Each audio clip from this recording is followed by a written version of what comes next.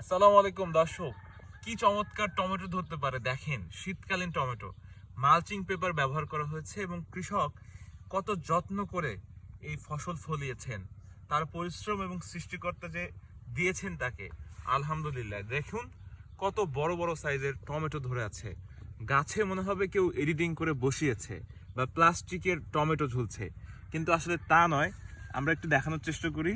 এই দেখুন, এখানে থোকা থোকা টমেটো ধরেছে। এরকম দেখেছেন কখনো? দেখুন কি দারুণ থোকা থোকা। এই দেখুন থোকায় থোকায় টমেটো ধরেছে এবং গাছগুলো কত যত্ন করেছেন তিনি। এই দেখুন এক থোকা টমেটো, এবং এখানে প্রায় আধা কেজির উপরে হবে টমেটো। দেখুন থোকা থোকা টমেটো ধরেছে এবং এই দেখুন একটা থোকাতে টমেটো ধরেছে। দেখেন প্রযুক্তি এবং কৃষি এগিয়ে যাচ্ছে আমাদের দেশে ব্যাপকভাবে।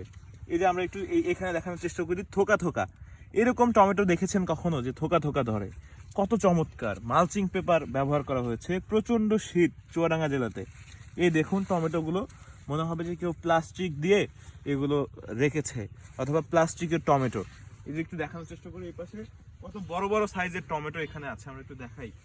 এই দেখুন টমেটোগুলো দেখুন, এগুলো এখন মার্কেটে যাচ্ছে এবং কৃষক খুব যত্ন করে এই ফসলগুলো তিনি ফলাচ্ছেন। এই যে আমরা একটু দেখলাম, রাস্তা দিয়ে যাচ্ছিলাম, দেখলাম চমৎকার লেগেছে।